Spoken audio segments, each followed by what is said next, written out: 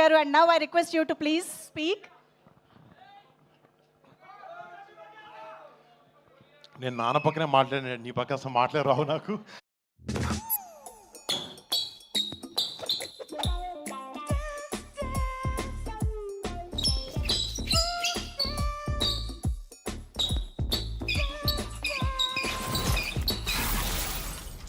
Band ముగిందా? అందుకే ఎంజిన్లో కేవలం సాబ్సాల్ S5 ఎస్టర్తో friction 35% తగ్గితే రైడ్ వెన్నెల స్మూత్ గా ఉంటుంది. ఎంజిన్లో సాబ్సాల్ S5 ఉండగా ఇక నాకు సరైన సినిమా వచ్చి 7 ఏళ్ళు అయింది, కానీ అది ఎప్పుడు నాకు తెలియలేదు. నాకు చిరంజీవి గారు ఎప్పుడు చెప్పింది ఒకటే, కిందకి ఎన్నిసార్లు పడతాం ఎలా అన్ని డజంట్ మ్యాటర్, మనం మాత్రం కష్టపడుతూ ముందుకు వెళ్ళాలని చెప్పి అదొకటే ఆయన చెప్పిన మాటలు ఇన్స్పిరేషన్గా తీసుకుని ముందుకు వెళ్తూ ఉన్నాను. అండ్ థ్యాంక్ యూ డాడీ, మాకు చిన్నప్పటి నుంచి మంచి మాటలు, డిసిప్లిన్, హార్డ్ వర్క్ ఇవి చెప్పి పెంచారు. అండ్ మీకు ముఖ్యంగా థ్యాంక్స్. అండ్ ఫస్ట్ మా సినిమాలో పనిచేసిన టీం అందరికీ పేరు పేరున, గాంధీకి ఒక మంచి కథతో ముందుకు తీసుకొచ్చి నాకు ఈ అవకాశం ఇచ్చాను, నాకు కొత్త యాంగిల్ చూపించావు. Thank you so much man. And to Thaman మీరు నాకు చెప్పినట్టు ఎవ్రీ మంత్ బ్లాక్ బస్టర్తో అల్లారిస్తుంటాడు అందరినీ.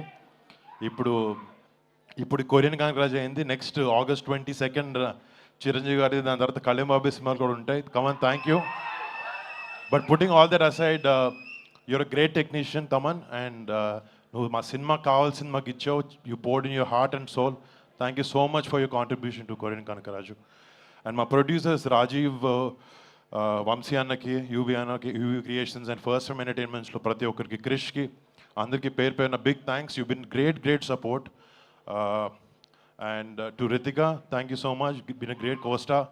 అండ్ ఇక్కడ నా ఫ్రెండ్ సత్యాన్ని మిస్ అవుతున్నాను.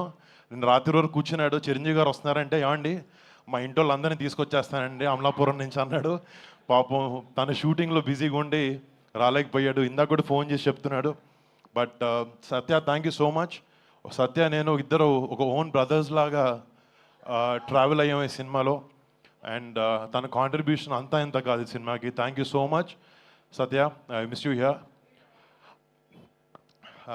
చాలా మాట్లాడదాం అనుకుని వచ్చాను డాడీ, అసలు గుర్తు రావట్లేదు ఏం నాకు ఇప్పుడు.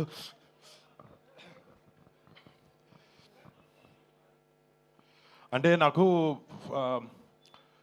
నాకు సినిమా మించి వేరే ఏ విషయాలు ఎక్కువ పెద్ద తెలియవు బయట.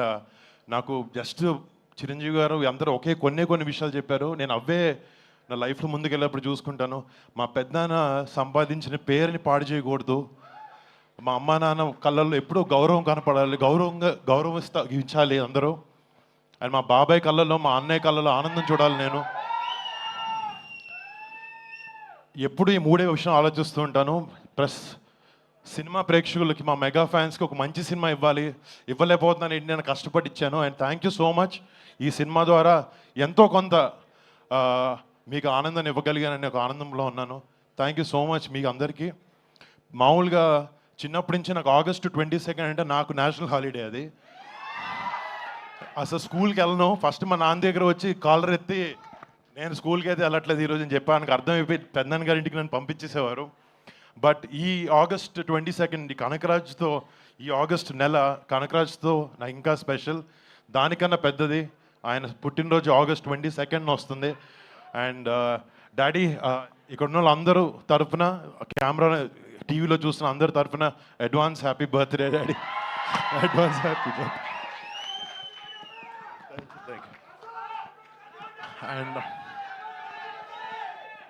అండ్ అందరికి వచ్చిన థ్యాంక్ యూ సో మచ్.